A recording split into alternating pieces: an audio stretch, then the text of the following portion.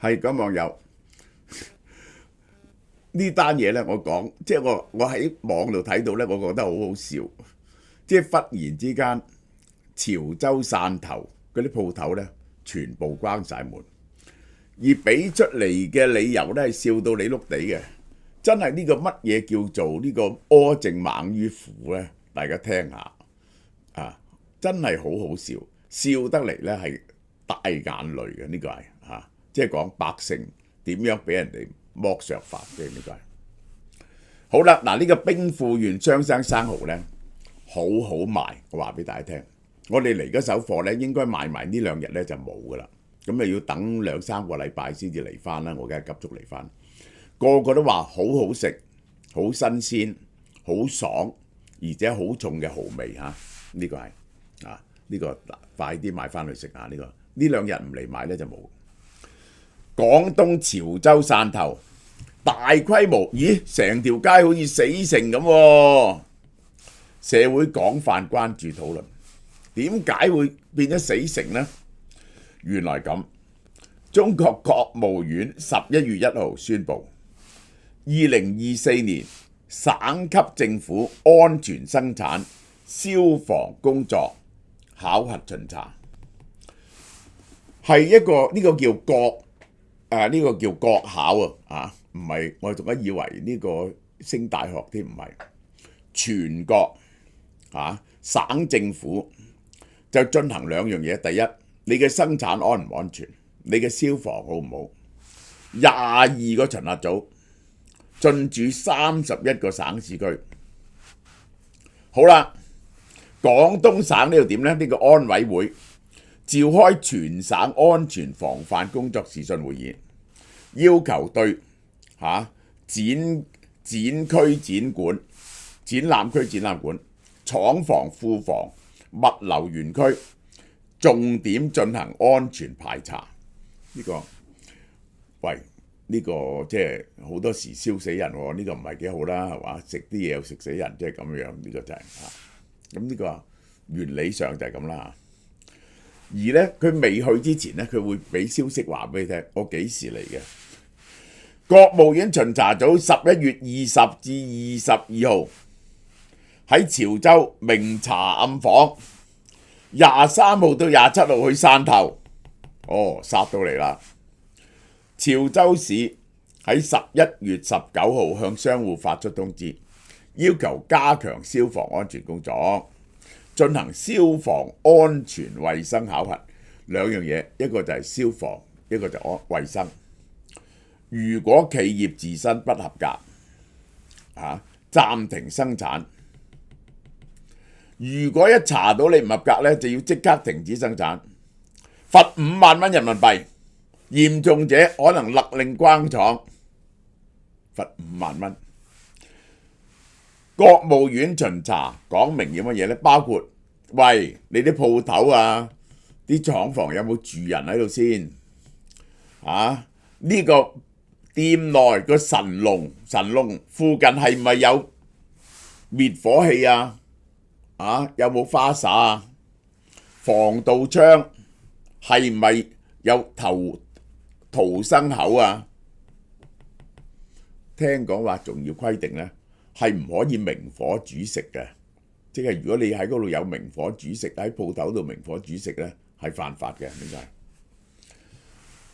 檢查規範涵蓋呢一個展區展館、廠房庫房、物流園區、餐飲場所、養老機構、醫療機構、旅遊景點及大型商業綜合體場所。潮州古城，大家睇下啦，9成鋪頭選擇關門。哎呀，你哋慘啊！我唔做生意。包括知名嘅文化古街、潮州牌坊街呢啲咁嘅熱門旅遊區都關晒門。喂，連國際連鎖餐飲店麥當勞同 Kentucky 都要關門，呢啲鋪頭照計係最安全㗎啦，係咪啊？金石 CBD 商業圈全關掉了，連世界500強嘅麥當勞同家鄉雞都停關門。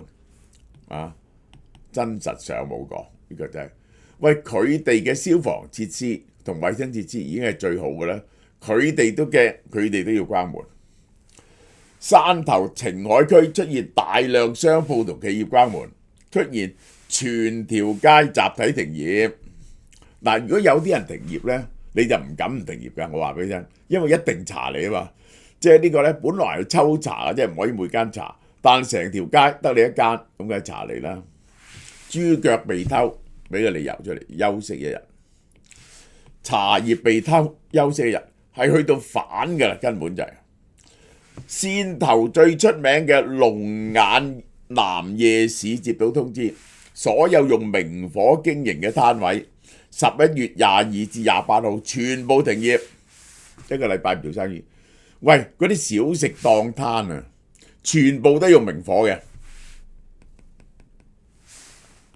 如果一執就冇命，呢個就係好多廠家呢、商家呢貼咗創意十足嘅休業啟事。怕鬼今日休息，隔壁怕鬼，我覺得有啲驚，休息一日。豬腳被偷，休息一日；夫妻吵架，休息一日；未氹返，休息多日。喂，魚俾水浸死咗，我唔好笑，點解唔做生意？老闆心情唔好啊，壓力好大，休息一日；太攰，休息一日。呢個好唔好笑啊？呢個各式各樣嘅原因。部分工廠呢就唔係喎，氣候變化，天氣唔好，休息3日。避開檢查期，我唔開門，你唔可以嚟查我啊嘛，咁咪唔會罰我錢咯。當地居民真係呢，大足唔想揾間食嘅都冇，疫情3年都未試過。呢次關門潮啊，比新冠肺炎期間仲要安靜，係10年一遇嘅現象。即係呢，真係叫做苛政猛於虎。擺攤賣燒烤嘅商鋪喺微信停止營業，關店潮係去到街邊小販。潮州某社區工作人員承認，牌坊街商店關閉呢係因為有檢查。嗱，潮州呢到22號晚就過咗㗎啦，希望可以恢復啊！呢個係潮州市應急管理局嘅人員話，關店情況即係個別商戶啫，好少啫。目前呢已經恢復正常營業，呢個係俾人哋嘲笑，成條街都係。當地官方11月22號緊急發咗通知，你好快繼續做生意㗎嚇，唔好故意關閉，拒絕檢查，你唔好抵抗啊！國考建築後呢會更徹底、更嚴厲。你以為避過呢幾日得？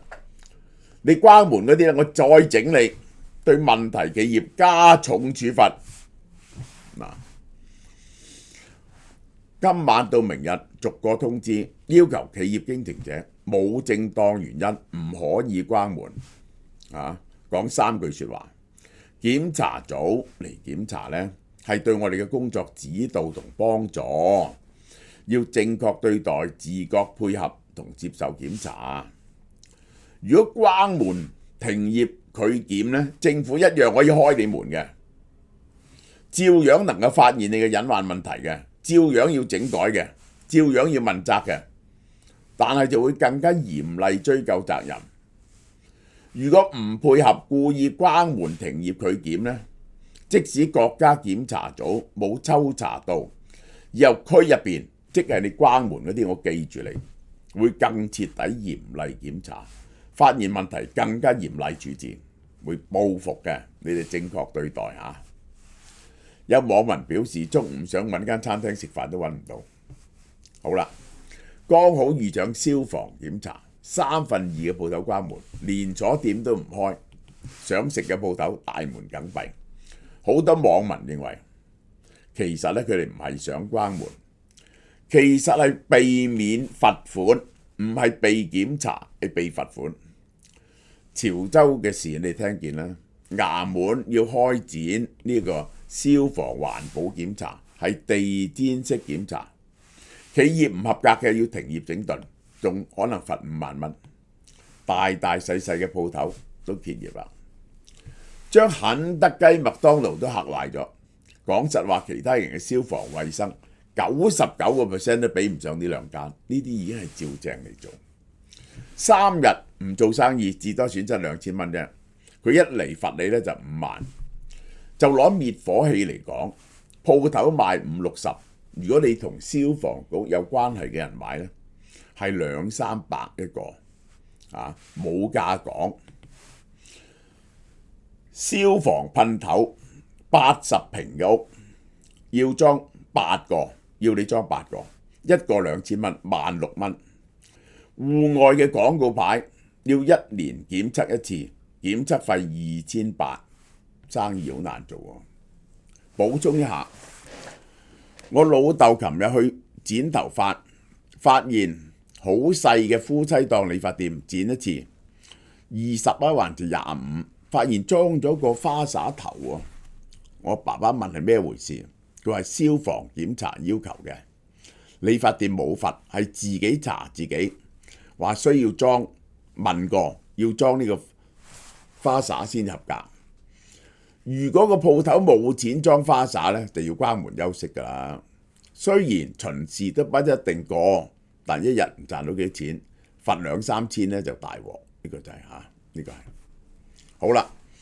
只有個別幾間商店喎，好好笑。大家睇下視頻入邊有幾多家被查係小事啊，主要係幾萬咁罰。商戶集體底線上面嘅檢查，以檢查為由嘅罰款創收，呢個營商環境太差，商戶冇咗，就剩翻消防、城管、環保3支隊伍喺周街行，好乾淨。一個消防唔合格就罰你幾萬，整改又幾萬。而家財政虧空，就靠弱老百姓嘅錢嚟到填窿。忙到一年，到頭太攰啦，不如放假啦。呢個好多部門小心啲手，經濟就好啲啦。冇事就去街度打掃衞生。嗱，我哋睇下個情況。1月9號全國稅收132000蚊，2000億。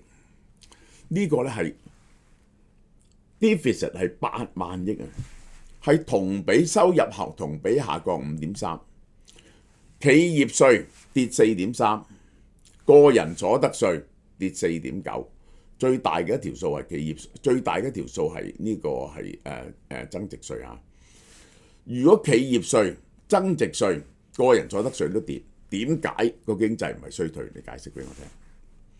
喺稅收入下滑呢，1至9月全國非稅收入高達3.1萬億，增唔係稅嘅就係費，增加13.5%，即係得2種情況。第一，你可以加價嗰啲費用、牌照費啊之類啲嘢。